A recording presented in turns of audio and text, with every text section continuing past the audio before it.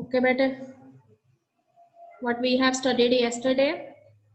Okay, we have studied about what do you mean by the term breathing and respiration. ठीक बेटे, दोनों में basic difference क्या है कि रेस्पिरेशन जो है it is a complex term sometimes which we have used for breathing. ठीक है, breathing is concerned with the muscular movements. ठीक है, that generally takes place during the process of respiration. But what is respiration? Respiration is not only concerned with the exchange of gases, but it is also involved in the process of breakdown of food with the help of those gases. ठीक बेटे, all of you know very well कि food जो है वो हमारी body में जब भी एंटर करता है तो वो किस फॉर्म में होता है, कॉम्प्लेक्स फॉर्म में होता है, और उसका ब्रेकडाउन जो है वो जरूरी है.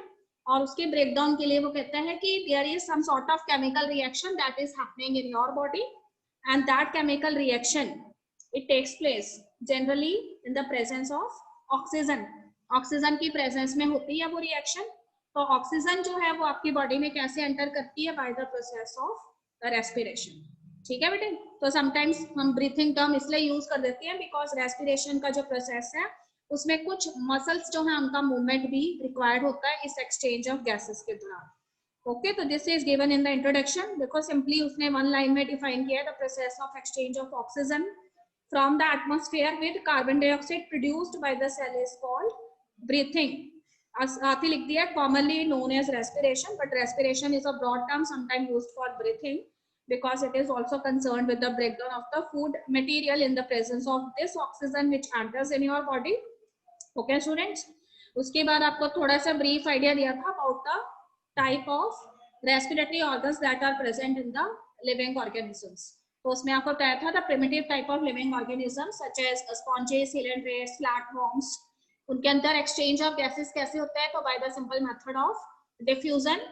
ठीक है, diffusion is a kind of a process in which the movement of the molecules it takes place from high concentration to low concentration. Another thing is कि अगर हम बात करते हैं अर्थवर्म्स की, तो अर्थवर्म किसके अंदर आ जाएंगे, किस फाइलम के अंदर आ जाएंगे, एनिलिडा के अंदर आ जाएंगे ना. सेगमेंटेड वर्म सारे एनिलिड्स में आते हैं. तो उसमें वो कहते हैं कि क्यूटिकल जो है वो कैसी होती है, मॉइस्ट होती है. तो इसलिए रेस्पिरेशन जो है वो मॉइस्ट क्यूटिकल के जरिए हो जाती है. और अगर हम इंसेक्ट्स की बात करेंगे तो insects are special type of network of tubes, and these network of tubes are actually the tracheal tubes having special type of openings which are in continuity with the external environment. These are known as spiracles. You have learned in class 7th also. और उसके बाद देखिए gills के बारे में बताया हुआ है कि gills are generally the respiratory organs in case of aquatic animals. Okay students, और जैसे जैसे कहते हैं कि एडवांस्ड ऑर्गेनिजम्स की तरफ बढ़ते हैं तो एडवांस्ड ऑर्गेनिजम्स जो हैं they have vascularised bags known as lungs, but these lungs they are not present on the outer surface. They are deeply embedded inside the body and they are specialized in terms of exchange of gases. क्योंकि lungs जो हैं उनके भी आगे बहुत सारे components हैं और उसमें से वो कहते हैं कि alveoli जो हैं which are actually the bag like structures, ठीक है, balloon like structures, they have special type of membrane for the exchange of gases that we will study in detail.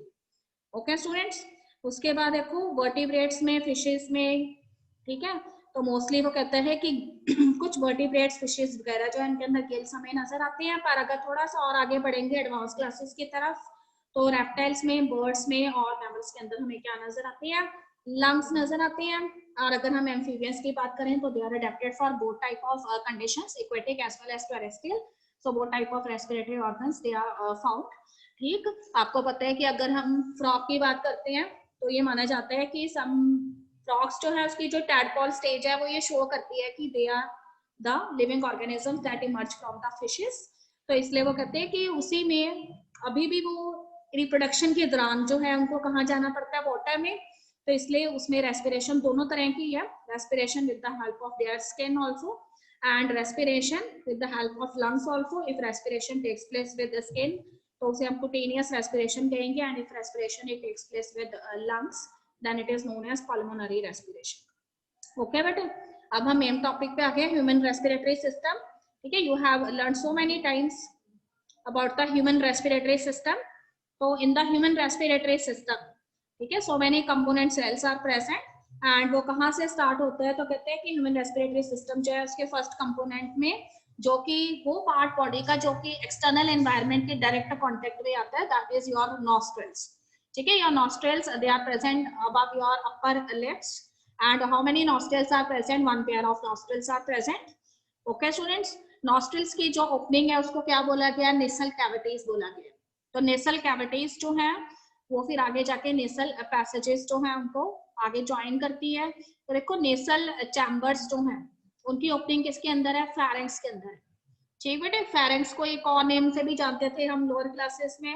What is another name for pharynx? वो लैरेंक्स हो जाएगा निशान. Pharynx जो है that is the wind pipe. ठीक बेटे, wind pipe हो जाएगी. ओके, अब वो कहते हैं कि उसके बाद देखिए फेरेंक्स जो है और जो आपकी फूड पाइप है, ठीक है, लगभग साथ साथ चलती हैं और दोनों जो है एक जगह पे जो है वो एक दूसरे में इंटरमिंगल हो रखी है. तो वहां पे वो कहते हैं कि एयर एंड फूड जो है वो साथ साथ जो है मूव करते हैं. तभी आपको जनरली यू आर एडवाइज्ड कि when you are eating you are not supposed to talk. ठीक है, व्हाट हैपन? तो there is a kind of a you can say a kind of a membrane that covers your food pipe at the moment. ठीक है, when you are talking. तो उस समय वो कहते हैं कि जब अननेसेसरी आप खाना खाते टाइम बोलने शुरू हो जाते हैं तो वो आपकी जो कवरिंग है जो आपकी फूड पाइप पे टेम्पररी अटैच होती है वो ओपन हो जाती है and your food it finally enters in your wind pipe. And उस सिचुएशन में आपके लिए वो क्रिटिकल सिचुएशन हो सकती है. ठीक बेटे, उसी के बारे में उसने बताया हुआ है. Then your pharynx it opens into the larynx region. ठीक है, लैरिंक्स रीजन जो है उसको आप अपना साउंड बॉक्स जो है कंसीडर कर सकते हैं. And it is the cartilage box, cartilaginous box है और ये साउंड प्रोडक्शन जो है उसमें हेल्प करता है. ठीक, तो इसको साउंड बॉक्स के नेम से भी जानते हैं. और लैरिंक्स जो है वो आगे जाके एक ट्यूब के अंदर जो है वो एंटर करता है. समवट ब्रॉडर है ये ट्यूब और उसको क्या नेम दिया गया है? ट्रैकिया नेम दिया गया. देखो डायग्राम में सारा कुछ हमें साफ साफ नजर आ रहा है. ठीक है, तो ट्रैकिया जो है that is actually the continuity of the larynx. ठीक है, larynx is a cartilaginous box which help in sound production and it is also known as the sound box. फिर देखो वही चीज बताई हुई है. during swelling what happen? glottis can be covered by a thin elastic cartilaginous flap and that is known as epiglottis. देखो diagram में epiglottis आपको नजर आ रहा है. ओके बेटे, तो कहते हैं कि ये एक कार्टिलेज से बना हुआ फ्लैप है जो कि आपकी जो मेम्ब्रेन है उसको कवर कर लेता है. पर अगर वो कहता है कि और फूड की जो एंट्री है उसको किसके अंदर नहीं होने देता? विंड पाइप के अंदर या लैरिंक्स वाले रीजन में नहीं होने देता है. ठीक है, पर अगर आप बोलना शुरू करते हैं तो उस केस में ऐसा हो सकता है. फिर देखिए ट्रैकिया के बारे में बताया हुआ है. डायग्राम में देखिए ट्रैकिया आपको नजर आ रही है. समवट ब्रॉडेड ट्यूब है ट्रैकिया और काफी सारे उसके अंदर आपको क्या नजर आ रहे हैं? ठीक है, रिंग्स नजर आते हैं, कार्टिलेज के रिंग्स नजर आ रहे हैं. और उसके बाद देखिए ट्रैकिया जो है वो कहाँ पे प्रेजेंट है? तो कहते हैं कि it is a straight tube that generally run in your mid thoracic region. ठीक है, बॉडी का जो मिड thoracic रीजन है, थोरैक्स वाला रीजन है, वहां पे ये रन करती है. और उसके बाद देखिए आपकी बॉडी जो है उसके डॉर्सल पार्ट के हिसाब से और आपकी बॉडी के जो वेंट्रल पार्ट है उसके अकॉर्डिंग अगर देखा जाए तो आपकी बॉडी में जो फिफ्थ थोरैसिक वर्टिब्रा है, ठीक है, वहां तक जो है ये आपकी ट्रैकिया जो है वो रन करती है. और उसके बाद जो है वो बाइफर्केट कर जाती है और एक एक जो है उसकी जो मेम्ब्रेन है वो दोनों लंग्स में एंटर कर जाती है. ठीक है, बाइफर्केशन जब ट्रैकिया का हो जाता है, one it enters into the right portion of the lungs and other it enters into the left portion of the lungs, then they are known as the bronchi. Okay बेटे, तो bronchi जो है जो right में enter कर रही है वो राइट ब्रोंकाई है लंग में और जो लेफ्ट में एंटर कर रही है वो लेफ्ट ब्रोंकाई है. और वो बाइफर्केट किससे हुई है? ट्रैकिया से ही बनी है. ठीक, अब लंग्स पे ध्यान दीजिए. देखिए लंग्स के अंदर जाके ब्रोंकाई का क्या हुआ है? तो कहते हैं कि हर एक जो ब्रोंकाई है it finally divided into so many divisions. ठीक है, बहुत सारे पार्ट्स के अंदर वो डिवाइड हो गई हैं. And these bronchi initially they are known as the primary bronchi, but when they divide into so many fragments or so many tube-like structures, then they later form the secondary bronchi and the tertiary bronchi. ठीक बेटे, tertiary and secondary bronchi की भी further branches हो गई हैं. देखो बहुत ही fine branches हो गई हैं आगे जाके and they are known as the bronchioles. ठीक है, तो इस तरह से जो है ब्रोंकियोल्स फॉर्म हो गए हैं. तो उसके बाद देखिए ट्रैकिया, ट्रैकिया से प्राइमरी ब्रोंकाई, प्राइमरी ब्रोंकाई से सेकेंडरी, सेकेंडरी से टर्शरी एंड टर्शरी ब्रोंकाई जो है उसकी खूब सारी ब्रांचेस हो गई हैं, ब्रोंकियोल्स बन गई हैं. ओके स्टूडेंट्स, तो आपको क्या नजर आया था कि ट्रैकिया में so many cartilage rings are present and later on these cartilage rings they are not present in more amount in the bronchioles. ठीक है, ब्रोंकियोल्स में बहुत ज्यादा ट्रैकियो जो रिंग है कार्टिलेज रिंग वो यहाँ पे प्रेजेंट नहीं है. उसके आगे देखिए व्हाट आपको क्या नजर आ रहा है. तो टर्मिनल पोजीशन जो है हर एक ब्रोंकाई की, ठीक है, तो उसमें वो कहते हैं कि आपको बैक लाइक स्ट्रक्चर्स नजर आ रहे हैं. Numerous sac like structures, vascularised sac like structures, they are present at the terminal position of the bronchioles and these are known as the alveoli. Okay students, the alveoli can be considered as a back like structures or balloon like structures. देखिए diagram में आपको कितने सारे alveoli नजर आ रहे हैं. Okay students, now what happened, the branching network of the bronchi, bronchioles and alveoli. ठीक है, तो bronchi it enters into the lungs, then after these bronchi they divided into secondary bronchi, tertiary bronchi, then so many bronchioles are there and the terminal you can say opening it develops into a back like structure and these are known as the alveoli. तो इस तरीके से देखिए आपको lungs के अंदर तीन चीजें नजर आ रही हैं, ब्रोंकाई नजर आ रही हैं, ब्रोंकियोल्स नजर आ रही हैं और एल्वुलाई नजर आ रही हैं. ठीक बेटे, तो ये सारी चीजें किसको बनाती हैं, आपके लंग्स को बनाती हैं. All right, how many lungs are there, तो how many lungs are present in your thoracic part. तो लंग्स जो है वो आपकी बॉडी के अंदर 2 लंग्स प्रेजेंट है. एंड ध्यान से देखिए हर एक जो लंग है आपका it is covered by a double layered membrane. ठीक है बेटे, the double layer membrane that cover the surface of your lungs it is known as pleura. It is known as pleura. ठीक है, you have not heard this term in earlier classes. तो जो double membrane ने आपके lungs को cover किया हुआ इसको प्लूरा कहते हैं. एंड प्लूरा के अंदर there is a fluid present and that fluid is known as the pleural fluid. ठीक बेटे, क्यों बताइए क्यों प्रेजेंट है यहाँ पे फ्लूइड. सिंपल है, जैसे आपके ब्रेन के अंदर भी सेरेब्रोस्पाइनल फ्लूइड प्रेजेंट होता है, स्पाइनल कॉर्ड में भी प्रेजेंट होता है. ठीक है, डेलिकेट ऑर्गन है ना ब्रेन, उसी तरह से आपके लंग्स भी कैसे हैं, डेलिकेट ऑर्गन्स हैं. इसीलिए उसको वर्टिब्रल कॉलम ने भी कवर करके रखा हुआ है और उसको खुद जो सपोर्ट है वो अच्छे से मिल सके, कोई किसी तरह के मैकेनिकल शॉक्स ना लगे. तो वो इटसेल्फ प्लूरल मेम्ब्रेन के द्वारा कवर है और उसके अंदर भी क्या प्रेजेंट है, फ्लूइड प्रेजेंट है. ठीक है, to overcome any kind of mechanical shocks. तो देखो यहाँ पे साफ साफ लिखा है it reduces friction on the lung surface. Okay students, now अब देखिए outer pleural membrane it is in contact with the thoracic lining. ठीक है, तो आउटर मोस्ट जो प्लूरल मेम्ब्रेन है वो थोरैक्स की लाइनिंग के कांटेक्ट में आती है, जबकि इनर प्लूरल मेम्ब्रेन जो है they are in contact with the lung. ठीक है, वेरी इजी. तो बाहर वाली जो है वो क्योंकि लंग्स थोरैक्स रीजन में प्रेजेंट है, थोरैक्स के बिल्कुल पास है आउटर प्लूरल मेम्ब्रेन और अंदर वाली जो इनर प्लूरल मेम्ब्रेन है वो लंग्स के इनर सरफेस के करीब है. ओके स्टूडेंट, अब 2 चीजें यहाँ पे इंट्रोड्यूस की हैं. तो उसमें देखिए the part starting with the external nostrils up to the terminal bronchioles. ठीक है, तो आपके जो रेस्पिरेटरी सिस्टम है उसका वो पार्ट जो एक्सटर्नल नॉस्ट्रिल से स्टार्ट होकर टर्मिनल ब्रोंकियोल्स तक जाता है that constitute the conducting part. ठीक बेटे, ये आपका लंग्स का मतलब आपके रेस्पिरेटरी सिस्टम का कंडक्टिंग पार्ट है. पर जो आपकी एल्वुलाई है और उसके जो डक्ट है वो किसको फॉर्म करते हैं, रेस्पिरेटरी या फिर एक्सचेंज पार्ट को फॉर्म करते हैं. ठीक है, तो मतलब कहने का मतलब ये है कि जो कंडक्टिंग पार्ट है ना उसमें वो सारे कंपोनेंट्स आते हैं जिन्होंने क्या करना है, ऑक्सीजन रिच जो एयर है उसको आगे ट्रांसफर करना है. ठीक बेटे, देखो वेरी इजी. जैसे कि नॉस्ट्रिल्स है, तो नॉस्ट्रिल से जब आप रेस्पिरेशन करेंगे तो आपके नॉस्ट्रिल्स जो है वो सर्टेन अमाउंट ऑफ एयर लेके जा रहे हैं. आपको बताया था कि ऑक्सीजन की कंसेंट्रेशन जो है उस एयर के अंदर काफी ज्यादा है. That oxygen rich air it enters in your nostrils and then through the nostrils it enters into your nasal cavities and nasal cavities से. ठीक है, आगे देखिए आपके लैरिंक्स में, फेरिंक्स में, ट्रैकिया में, ब्रोंकाई में, देन ब्रोंकियोल्स में, यहाँ तक ये आपका कौन सा पार्ट है, कंडक्टिंग पार्ट है. ठीक बेटे, पर ब्रोंकियोल्स के जो एंड है, टर्मिनल एंड्स है, वहां पे क्या प्रेजेंट है, एल्वुलाई प्रेजेंट है. एल्वुलाई कैसे स्ट्रक्चर है, balloon like bag like structure है.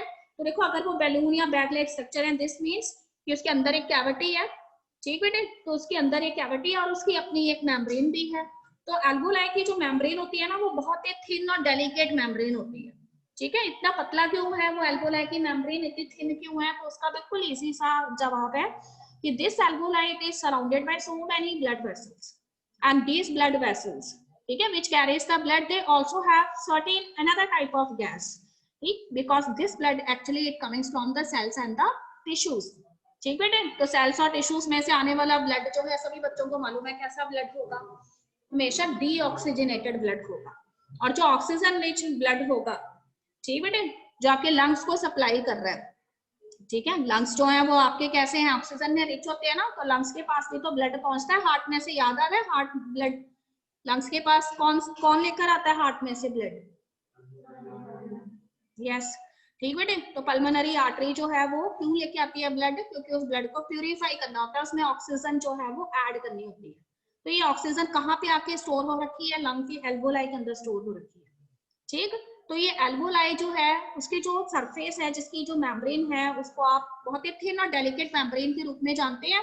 वो इसलिए ताकि इजीली उसमें से ऑक्सीजन जो है वो किसके अंदर जा सके, ब्लड वेसल्स में जा सके, और वो ब्लड कैसा ब्लड बन सके, ऑक्सीजनेटेड ब्लड बन सके, ठीक बेटे। सिर्फ ऑक्सीजन जो है वही एल्वोलाई जो है उसमें से किसके अंदर नहीं जानी, ब्लड वेसल्स में नहीं जानी, जबकि ब्लड वेसल्स जो है उनके अंदर भी तो प्रेजेंट है क्या, कार्बन डाइऑक्साइड, और वो कार्बन डाइऑक्साइड जो है वो किसके अंदर आनी है, एल्वोलाई के अंदर आ जानी है, ठीक बेटे। तो दोनों ही प्रोसेस जो है वो आपको साथ साथ होते हुए नजर आएंगे, जहां एक तरफ एक्सपायरेशन होगा, ठीक है, साथ साथ इंस्पायरेशन भी होगा, साथ साथ एक्सपायरेशन भी होगा। अभी बताती हूँ डिटेल में क्या चीज है दोनों, ठीक बेटे, यहाँ तक क्लियर है? तो कहते हैं कि कंडक्टिंग पार्ट वो है जो कि ऑक्सीजन रिच एयर जो है वो लेकर आते हैं, उसमें नॉस्ट्रल से लेके ब्रोंकियोल्स तक आती है, and alveoli and alveolar cavity as well as its membrane, they act as the exchange part, because here the exchange of gases, that is oxygen as well as carbon dioxide, it actually happens. Okay बेटे, अब देखो यहाँ पे conducting part transport the atmospheric air to the alveoli, clears it from the foreign particles, humidifies and also brings the air to the body temperature, ठीक है। Exchange part is the site of actual diffusion of oxygen and carbon dioxide between blood and atmospheric air. Okay student, अब lungs के बारे में थोड़ा सा उसने बताया हुआ है कि लंग्स जो हैं they are actually present in the thoracic chamber, ठीक है, एयर टाइट चैम्बर्स हैं ये। Thoracic chamber is formed dorsally by the vertebral column, ठीक है।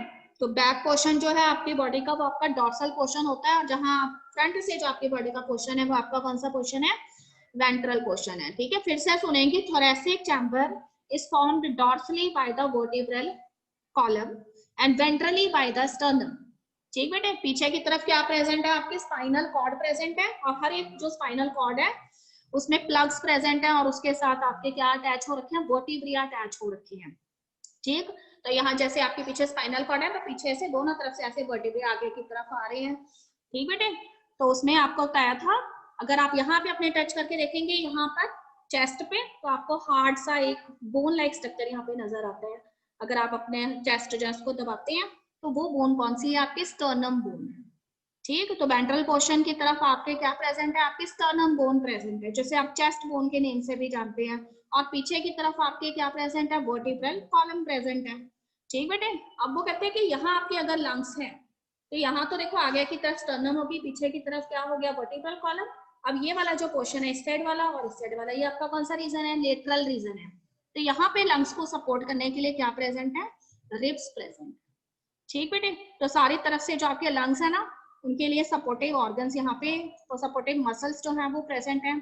अब देखो लंग्स जो है उसका जो नीचे वाला पार्ट है, ठीक, पोस्टीरियर पार्ट जैसे आप कहते हैं, तो वहां पे भी वो कहते हैं कि लोअर साइड पे भी जो लंग्स हैं आपके, वो किसके ऊपर सिचुएटेड है, तो they are situated on a dome shaped structure and that is known as your diaphragm, ठीक है। अब देखो डायग्राम के अंदर आओ, सारी चीजें आपको साफ साफ नजर आ रही हैं, देखो डायफ्राम आपको साफ साफ नजर आ रहा है, ठीक है, बैंड स्ट्रक्चर है, और उसके बाद देखो आपको प्लूरल मेम्ब्रेन्स नजर आ रही हैं, आउटर एंड इनर मेम्ब्रेन, और बीच में प्लूरल फ्लूइड आपको नजर आ रहा है, एंड देन आपको एल्वोलाई नजर आ रहे हैं which are the balloon like structure, और एल्वोलाई टर्मिनल पोजीशंस हैं ब्रोंकियोल्स की, ब्रोंकाई की, आगे फर्दर ब्रांचेस जो इनको ब्रोंकियोल्स बोला गया है, वन ब्रोंकाई जो है इसको ब्रोंकस बोला गया है, ठीक बेटे। लंग्स की लेटरल साइड्स पे आपको क्या नजर आ रही हैं, रिब्स नजर आ रही हैं, और लंग्स जो है वो समवट आपको थोड़े से कैसे नजर आ रही हैं, ठीक है, कोनिकल से आपको नजर आ रहे हैं लंग्स। फिर एपिग्लॉटिस जो है वो कवरिंग है, जो लैरिंक्स के ऊपर प्रेजेंट है, लैरिंक्स जो है वो आपका साउंड बॉक्स है। फिर आपकी ट्रैकिया है, ट्रैकिया में देखिए खूब सारे कार्टिलेज रिंग है, ठीक है बेटे। अप टू ब्रोंकाई तक कार्टिलेज रिंग आपको नजर आ रही है, पर जब ब्रोंकाई से ब्रोंकियोल्स बन गई है तब वो कार्टिलेज रिंग यहाँ पे प्रेजेंट नहीं है। तो याद रखिए कि ब्रोंकियोल्स तक आपका कौन सा पार्ट है, कंडक्टिंग पार्ट है, और उसके बाद जो एल्वोलाई है, एल्वोलाई की जो कैविटी है वो आपके कौन से पार्ट को बनाती है? एक्सचेंज पार्ट को बनाती है, जिसे हम रेस्पिरेटरी पार्ट कहते हैं। ओके स्टूडेंट्स, अब देखो दोनों लंग्स के बीच में आपका हार्ट भी आपको नजर आ रहा है, ठीक है, slightly tilted towards your left lung, ठीक, एंड किसकी तरह है तो वो भी आपको बताया था, फिस्ट लाइक स्ट्रक्चर होता है ये। ओके स्टूडेंट्स, स्टर्नम बोन यहाँ पे डायग्राम में है, स्टर्नम बोन, ठीक है बेटे, कोई बात नहीं, जहां पे टैकिया रन कर रही है ना उसी के एक्जैक्टली ऊपर है स्टर्नम बोन, और पीछे की तरफ वर्टिब्रल कॉलम यहाँ पे प्रेजेंट है। ओके स्टूडेंट्स, तो यहाँ तक सभी स्टूडेंट्स को क्लियर है? यस बेटे, एनी क्वेश्चन? ठीक, ठीक बेटे, लंग्स की जो कैविटी है उसको क्या नेम दिया गया है? The lung cavity is known as the pulmonary cavity, it is known as pulmonary cavity. Okay student, आप देखिए सिंपल सा उसने आपको बताया कि रेस्पिरेशन जो है उसमें ब्रीथ में कौन कौन से स्टेप्स इन्वॉल्व हैं, ठीक है। फर्स्ट इज ब्रीथिंग और पल्मोनरी वेंटिलेशन, ठीक है, फर्स्ट स्टेप है ब्रीथिंग या फिर पल्मोनरी वेंटिलेशन। उसमें क्या होता है तो उसमें देखिए atmospheric air is drawn in, atmosphere से जो एयर है जो किस में रिच है? ऑक्सीजन में रिच है, वो बॉडी के अंदर लाई जाती है, and the air that is actually present now enters in your alveoli and rich in what? Carbon dioxide, ठीक बेटे, उसको क्या किया जाता है? बॉडी में से रिलीज किया जाता है या एक्सक्रीट आउट किया जाता है, क्योंकि कार्बन डाइऑक्साइड भी आपकी मेटाबॉलिक रिएक्शंस जो है उसमें प्रोड्यूस होने वाला एक हार्मफुल प्रोडक्ट है। ओके स्टूडेंट्स, अब वो कहते हैं कि गैसेस अगर एंटर होगी तो देखो एटमॉस्फेयर से लंग कैविटी के अंदर कौन सी गैस एंटर हुई है? ऑक्सीजन गैस एंटर हुई है, तो ऑक्सीजन गैस जो है वो एल्वोलाई के अंदर आ जाएगी, ठीक बेटे, और पहले से वो कहते हैं कि एल्वोलाई जो है उसके अंदर जो ब्लड वेसल्स में से एक्सचेंज होके गैस आई है दैट इज रिच इन, किसमें कौन सी गैस है? कार्बन डाइऑक्साइड है, ठीक बेटे। तो अगर एक्सपायरेशन जो है उसकी प्रोसेस से कार्बन डाइऑक्साइड बाहर जा रही है तो इंस्पायरेशन के प्रोसेस से कौन सी गैस अंदर आ रही है? ऑक्सीजन गैस अंदर आ रही है, ठीक है। तो डिफ्यूजन ऑफ गैसेस जो है वो साइमल्टेनियसली होता है, जहां एक तरफ ऑक्सीजन गैस जो है उसको ब्लड के अंदर एंटर करवाया जाता है तो ब्लड में प्रेजेंट CO2 जो है उसको एल्वोलाई के अंदर भेज दिया जाता है। तो when the alveoli surface it finally rich with carbon dioxide gas, then what happens? The expiration of the carbon dioxide it takes place. One another term that is used for expiration is exhalation, exhalation, all right। और inspiration के लिए दूसरी term हम कौन सी use करते हैं? Inhalation. Okay बेटे, अब वो कहते हैं कि transport of gases by the blood, ठीक है, ब्लड या फिर ब्लड के कंपोनेंट्स इन गैसेस को कैसे ट्रांसपोर्ट करेंगे? तो आपको पता है कि ब्लड के अंदर अलग अलग चीजें प्रेजेंट है, हीमोग्लोबिन प्रेजेंट है, प्लाज्मा प्रेजेंट है, उन सब ने क्या करना है? इन गैसेस को लेके जाना है, ठीक बेटे। जैसे आपको 10th तक बताते थे कि हीमोग्लोबिन अगर ऑक्सीजन को लेके जाएगा तो वो उसके साथ बाइंड कर जाता है और क्या बनाता है? ऑक्सी हीमोग्लोबिन बनाता है। अगर उसने कार्बन डाइऑक्साइड को लेके जाना है तो उस केस में वो कार्बामिनो हीमोग्लोबिन बनाता है, ठीक है। तो ये एक बड़ा प्रोसेस है, वो हम डिटेल में जानेंगे। तो transport of gases by the blood, this is the third step. Then देखिए diffusion of oxygen and carbon dioxide between the blood and the tissues. अब इमेजिन करिए कि आपका जो ब्लड है, ठीक है, या तो वो ऑक्सीजन, पहले केस में वो कौन सी गैस लेके जा रहे हैं? ऑक्सीजन गैस लेके जा रहे हैं, ठीक है बेटे। तो आपकी जो ब्लड वेसल्स हैं वो हर एक सेल या टिश्यू तक पहुंचती हैं और उन ब्लड वेसल्स में कौन सा ब्लड है? ऑक्सीजन रिच ब्लड है। और सेल्स और टिश्यूज जो है उनको क्या चाहिए? ऑक्सीजन चाहिए। तो ये ब्लड जो है वो सेल्स एंड टिश्यूज के पास जाएगा और उसको क्या देगा? ऑक्सीजन देगा। अब सोचिए सेल्स एंड टिश्यूज क्या करेंगे? सेल्स एंड टिश्यूज जो है उनके पास फूड है और उस फूड का उन्होंने ब्रेक डाउन करना है। They utilise this oxygen gas and during the metabolic reaction they done the break down of the food. Okay bete, now when the metabolic reaction it gets completed, then what happen? As a result of these metabolic reactions, now what is present inside these cells and tissues? Carbon dioxide is present and it is present in plenty form in cells and tissues. अब क्या होगा? यही blood vessels जो हैं जिन्होंने एक time पे उनको क्या सप्लाई की थी? ऑक्सीजन सप्लाई की थी। तो अब जब वो कहता है कि सेल्स और टिश्यूज जो हैं उनमें से ब्लड वेसल्स जो हैं ब्लड लेके वापस जा रही होंगी किसके पास? हार्ट के पास ही जाएंगे ना, हार्ट से ही फिर वो ब्लड कहाँ जाना है? लंग्स के पास जाना है। तो वो ब्लड किस में रिच होगा? कार्बन डाइऑक्साइड में रिच होगा। तो हमेशा याद रखिए कि हार्ट से सेल्स एंड टिश्यूज की तरफ आने वाली ब्लड वेसल्स जो हैं वो हमेशा ऑक्सीजन रिच ब्लड लेकर आती हैं, जबकि सेल्स एंड टिश्यूज में से जो हार्ट के पास ब्लड जाता है वो हमेशा किसमें रिच होता है? CO2 में रिच होता है, वो एक डीऑक्सीजनेटेड ब्लड होता है, ठीक बेटे। देखो सारी चीजें एक दूसरे से कैसे कनेक्टेड है। तो sometimes you have heard about a term multi organ failure हो गया जी, इस पर्सन की डेथ हो गई है because of multi organ failure. तो देखो सारी चीजों को एकदम से उठा के देखो कि आपके हार्ट कैसे आपके लंग्स के साथ कनेक्टेड है, और इसके अलावा हार्ट और लंग्स जो है वो किडनी के साथ भी कैसे कनेक्टेड है, सारी चीजें आपस में जुड़ी हुई है ना।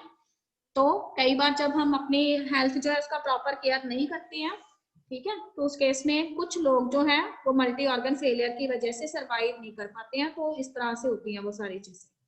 ओके बेटे, देखो फिफ्थ स्टेप में आपको बताया गया utilisation of oxygen by the sales.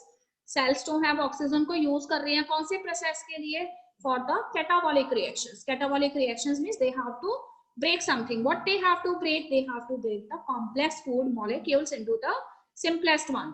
ठीक बेटे, तो अगर कार्बोहाइड्रेट का ब्रेकडाउन करना है तो वेरी इजी, कार्बोहाइड्रेट से क्या बन जाएगा, फिर ग्लूकोज बन जाएगा। अगर प्रोटीन्स का ब्रेकडाउन होना है प्रोटीन से अमाइनो एसिड बन जाएंगी। ठीक बेटे, उसी तरह से अगर न्यूक्लिक एसिड्स का ब्रेकडाउन होगा तो न्यूक्लियोटाइड्स बन जाएंगे। इस तरह से सारी चीजें जो है उनमें कैटाबॉलिक रिएक्शंस होगी, उसमें ऑक्सीजन यूज होगी।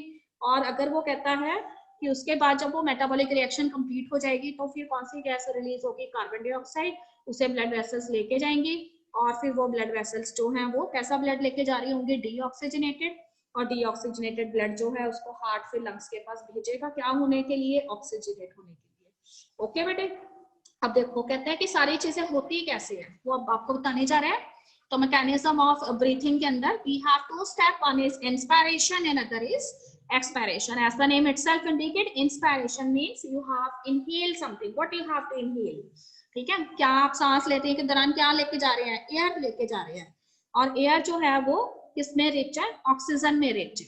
ठीक बेटे, तो एटमॉस्फेयर जो है उसमें से कुछ अमाउंट ऑफ एयर जो है that enter into your body, and what happened during the process of expiration? So expiration means some amount of air it is present in your alveolar cavity, and that air is rich in which gas, carbon dioxide gas, and that has to be released out because it cannot be stored in your body.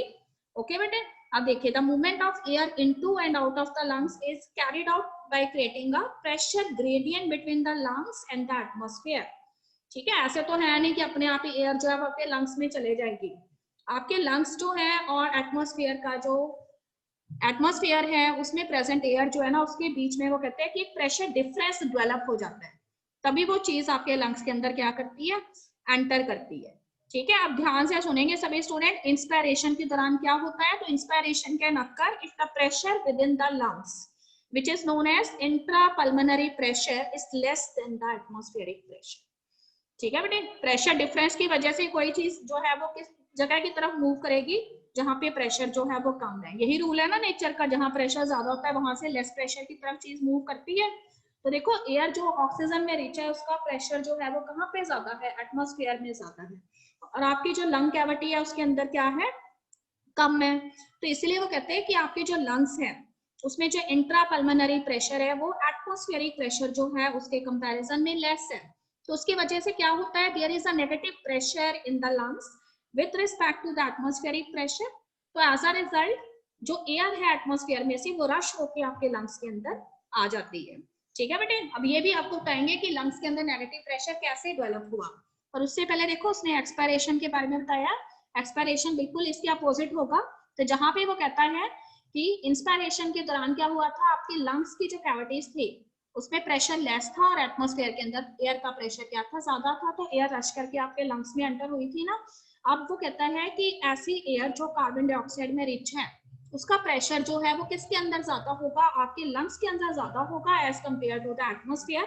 तो इसीलिए वो आपकी lung cavity जो है उसमें present alveoli जो है उससे कहाँ जाएगी, एटमॉस्फेयर में चले जाएगी। और ये किस दौरान होगा, एक्सपायरेशन के दौरान होगा।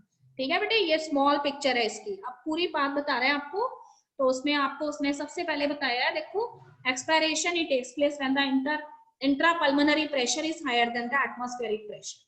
ठीक है, तो diaphragm and a set of muscles, देखो diaphragm and a set of muscles which are known as external and internal intercostal muscles between the ribs. ठीक है, तो कौन कौन से इसके अंदर इन्वॉल्व होते हैं प्रेशर जो है डिफरेंस डेवलप करने में।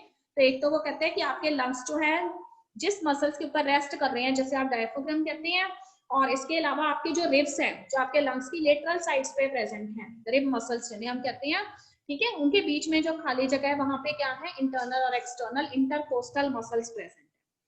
तो लंग्स जो है उन्होंने जब अपनी कैविटी जो है इसको लार्ज करना है या फिर अपनी कैविटी जो है इसको कॉन्ट्रैक्ट करना है, तो उसमें सारा रोल जो है वो इस डायफ्राग्राम और इंटरकोस्टल मसल्स का है। ठीक बेटे, अब इंस्पायरेशन में देखो कैसे होता है, तो कहते हैं कि inspiration is initiated by the contraction of the diaphragm. याद रखिए इंस्पायरेशन के दौरान आपका जो डायफ्राग्राम है वो कंट्रैक्ट होगा, ठीक है। तो which increases the volume of the thoracic chamber, और उसके कंट्रैक्ट होने की वजह से आपका थोरैसिक चैम्बर जो है, क्योंकि आपके लंग्स कहाँ प्रेजेंट है, आपके थोरैक्स में प्रेजेंट है, तो आपका जो थोरैसिक चैम्बर है उसका वॉल्यूम क्या हो जाएगा, इंक्रीज हो जाएगा, इंटीरियर रीजन में भी और पोस्टीरियर रीजन में भी। ठीक बेटे, अब इंटरकोस्टल मसल्स क्या करेंगे, तो कहते हैं कि डायफ्राग्राम के कंट्रैक्ट होने के साथ साथ जो आपके इंटरकोस्टल मसल्स हैं, एक्सटर्नल इंटरकोस्टल मसल्स हैं, वो भी क्या हो जाते हैं, यहाँ पर कॉन्ट्रैक्ट हो जाते हैं और आपके जो रिब्स है ना उनको ऊपर की तरफ लिफ्ट करते हैं, ठीक है, ऊपर की तरफ खींचते हैं आपके रिब्स को। देन व्हाट हैपन, तो फिर आपकी जो स्टर्नम बोन है, जो आपकी चेस्ट बोन है, वो क्या करती है, आपके थोरैसिक चैम्बर का वॉल्यूम बढ़ा देती है, ठीक। और थोरैसिक चैम्बर का वॉल्यूम बढ़ने से जो लंग्स का वॉल्यूम है, जिसे पल्मोनरी वॉल्यूम या पल्मोनरी कैविटी कहा गया है, वो भी क्या हो जाता है, इनलार्ज हो जाता है। अब किसी भी चीज को आप इस तरह से इनलार्ज करेंगे, इसका मतलब उसमें प्रेशर क्या हो जाएगा, कम हो जाएगा। तो इसलिए वो कहते हैं कि पल्मोनरी प्रेशर जो है, पल्मोनरी वॉल्यूम बढ़ने की वजह से क्या हो जाता है, डिक्रीज हो जाता है, और एटमॉस्फेयर के अंदर एयर का प्रेशर ज्यादा होता है, तो वो एयर जो है फटाफट रश करके आपकी लंग कैविटी के अंदर आ जाती है। ठीक है, कैसे आनी है, ऐसे नहीं कि सीधे ही आ गई है, वैसे ही आनी है जैसे सोच रहे हैं, नॉस्ट्रिल से नेसल कैविटीज में, और नेसल कैविटीज से कहां पर, लैरिंक्स में, फेरिंक्स में, ट्रैकिया में, ब्रोंकाई में, ब्रोंकियल्स में, देन एल्वोलाई में। ठीक है, ऐसे नहीं इमेजिन करना कि एयर आ गई चलो जी लंग्स भर के, ऐसे नहीं है, इतनी सारी चीजों में से पास होके आ रही है। ठीक है, फिर से सुनेंगे, डायफ्राग्राम क्या हो गया था, कॉन्ट्रैक्ट हो गया था। जी बेटे, intercostal muscles, external intercostal muscles जो हैं उन्होंने कैसे शो किया था बताइए। देखो एक्सटर्नल इंटरकोस्टल मसल्स जो हैं वो क्या करेंगे, डायफ्राग्राम के कॉन्ट्रैक्ट होने के बाद, यस, उसके बाद जो है उससे क्या होगा, इंटीरियर एंड पोस्टीरियर जो पोर्शन है आपकी लंग कैविटी का, वो क्या हो जाएगा, उसका वॉल्यूम जो है वो इंक्रीज हो जाएगा। ठीक है, तो एक्सटर्नल इंटरकोस्टल मसल्स के भी कॉन्ट्रैक्ट होने से आपके रिब्स जो हैं वो ऊपर की तरफ आपके लंग्स को लिफ्ट करेंगे, तो आपका थोरैसिक वॉल्यूम बढ़ जाएगा। स्टर्नम बोन जो है वो भी वॉल्यूम इंक्रीज करने में हेल्प कर रही है थोरैसिक चैम्बर का, थोरैसिक चैम्बर का वॉल्यूम बढ़ा तो लंग्स भी तो थोरैक्स में ही प्रेजेंट है, लंग कैविटी जो है उसका भी वॉल्यूम इंक्रीज हो जाएगा, प्रेशर डिक्रीज हो जाएगा लंग कैविटी में, as a result air it rushes in your body. देखो डायग्राम नंबर ए के अंदर सारी चीजें आपको दिखाई हुई हैं, आपका डायफ्राग्राम कॉन्ट्रैक्ट हो गया है, ठीक है, एक्सटर्नल इंटरकोस्टल मसल्स जो हैं वो भी कॉन्ट्रैक्ट हो गए हैं, रिब्स जो हैं और स्टर्नम बोन जो है वो ऊपर की तरफ रेज्ड हो रहे हैं, ठीक है, thoracic chamber and pulmonary volume जो है वो क्या हो रहा है, इंक्रीज हो रहा है, उसके इंक्रीज होने से प्रेशर जो है वो क्या हो रहा है, डिक्रीज हो रहा है, और डिक्रीज होने की वजह से एयर जो है वो लंग्स में एंटर कर रही है। ओके बेटे, डायग्राम नंबर 2 को देखो ध्यान से, वहां पे सारी चीजें जो हुई थी ना अभी तक, वो सारी चीजें जो है वो फिर से वापस चले जाएंगी। तो देखो आपका डायफ्राग्राम पहले क्या हुआ था, कॉन्ट्रैक्ट हुआ था, अब वो डायफ्राग्राम जो है इसने क्या हो जाना है, रिलैक्स हो जाना है। ओके बेटे, और उसके बाद देखो इंटरकोस्टल मसल्स जो है वो भी कॉन्ट्रैक्ट हुए थे, तो इंटरकोस्टल मसल्स भी वापस आ जाएंगे, वो भी रिलैक्स हो जाएंगे, और थोरैसिक चैम्बर प्लस जो लंग वॉल्यूम था वो इंक्रीज हुआ था, यहाँ पे लंग वॉल्यूम क्या हो जाएगा, डिक्रीज हो जाएगा। बिल्कुल वैसे ही है जैसे हम एक बैलून जो है उसमें से क्या निकालना चाहते हैं, उसमें प्रेजेंट एयर जो है उसको निकालना चाहते हो तो दबा देंगे उसको, वो एयर अपने आप बाहर आ जाएगी। ठीक है, तो यहाँ पे सारी चीजें जो है वो क्या हो रही हैं, ठीक है, उनको दबाया जा रहा है एक तरीके से, तो इसलिए वो कहते हैं कि लंग वॉल्यूम अगर डिक्रीज हो जाएगा तो इसका मतलब प्रेशर बढ़ेगा।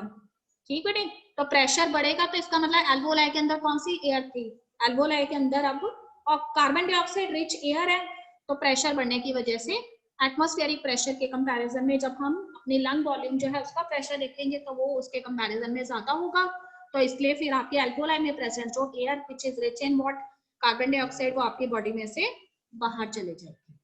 ठीक बेटे, तो बस इतनी सी बात थी, तो वो सारा चीजें जो हमने फर्स्ट केस में पढ़ी हैं वो वापस से अपनी अपनी पोजीशंस पे वापस आ जाएंगी। तो relaxation of diaphragm, intercostal muscles, ठीक है, returns the diaphragm and sternum to their normal position, reduce the thoracic volume, pulmonary volume, and this leads to increase in the intrapulmonary pressure to slightly above the atmospheric pressure, causing the expulsion of the air from the lungs, and that air is rich in carbon dioxide.